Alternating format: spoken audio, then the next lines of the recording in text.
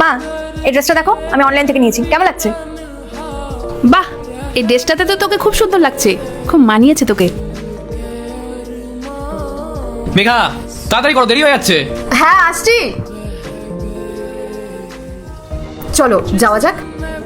মা, আমরা না রাহুলের অফিস পার্টিতে যাচ্ছি, আর রাতের খাবারটা আমি রান্না করেই রেখেছি, আপনি শুধু একটু গরম করে খেয়ে নেবেন। আর আমি যদি তাড়াতাড়ি ফিরি তাহলে আমিই গরম করে দেবো, ঠিক আছে মা? বাকি সব তো ঠিক আছে, কিন্তু কেমন ড্রেস পরেছো তুমি? তুমি কি ভুলে গেছো যে তুমি শ্বশুর বাড়িতে আছো? আমাদের বাড়ির মান সম্মান আছে তো, আর তুমি এই ড্রেসটা পরে বাইরে যাবে? মা, আপনি এভাবে রাগ করছেন কেন? আমরা তো পার্টিতে যাচ্ছি, আর পার্টিতে তো সবাই এরকম ড্রেসই পরে। আমি কি সেখানে শাড়ি আর চুড়িদার পরে যাবো? হ্যাঁ হ্যাঁ, আমিও জানি যে তুমি পার্টিতে যাচ্ছ, কিন্তু তোমার এটা শ্বশুর বাড়ি, আর তুমি এই বাড়িতে নতুন বউ হয়ে এসেছো, আর এসেই তুমি নিজের আসল রূপ দেখানো শুরু করে দিয়েছো। আরে নিজের ভুল স্বীকার না করে তুমি আমার মুখে মুখে তর্ক করছো। মা, আমি আপনার সাথে তর্ক করছি না, আমি শুধু আপনাকে সহজভাবে বোঝানোর চেষ্টা করছি। বৌদি, তুমি নিজের ভুলটা তো স্বীকার করে নিতে পারো, মায়ের সাথে তর্ক করার কি আছে? আর একটা কথা বলো তো, তোমাকে বাড়ি থেকে কিছু শিখিয়ে পারেনি নাকি মা বাবা কোনো সংস্কার দেয়নি? তো কিছুই জানো না তুমি। কথা এখানে আমাকে নিয়ে হচ্ছে, তুমি আমার বাড়ির লোকেদের এখানে কেন টানছো? আর রাহুল, তুমি মাকে বোঝাও না যে পার্টিতে মানুষ এরকম ড্রেস পরেই যায়।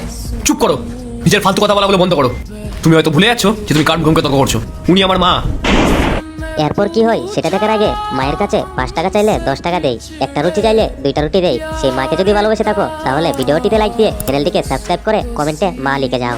এই বাড়িতে উনি যেটা বলবেন সেটাই শেষ কথা। আর উনি যখন বলছেন তোমাকে ড্রেস চেঞ্জ করে আসতে, যাও তাড়াতাড়ি গিয়ে ড্রেসটা চেঞ্জ করে আসো। যাও তাড়াতাড়ি। দাদা, তুই এখন থেকে যদি বৌদির উপর কড়া না হোস না, তাহলে দেখবি তোর মাথায় চড়ে বসবে। তখন দেখবি লোকে বলবে তুই বৌদির কথা উঠিস আর বসিস। বাকিটা তুই দেখে নে। আর বাবু, তুই ওকে বুঝিয়ে দিস ও যাতে আমার সামনে বেশি মুখ না চালায়। বাবু, তোর সামনে যদি ও এইরকম ব্যবহারটা আমাদের সাথে করতে পারে, তাহলে বুঝতে পারছিস তোর আড়ালে ও আমাদের সাথে কি ব্যবহারটাই না করবে।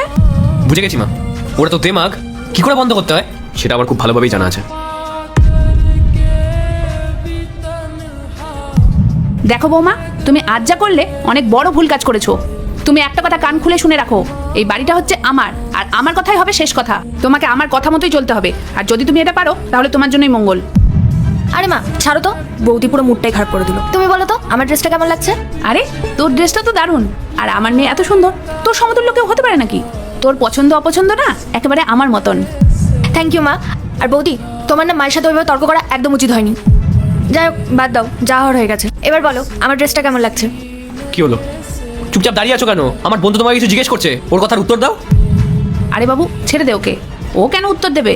আমি ওকে ভালো করেই জানি, ও আমার মেয়েকে হিংসে করে।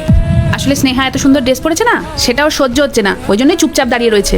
তুমি ঠিকই বলেছো মা, বৌদি না আমাকে থেকে খুব হিংসা করে। ওর নিজের ড্রেসটা চেঞ্জ করতে হয়েছে বলে এখন আমার উপর রাগ দেখাচ্ছে।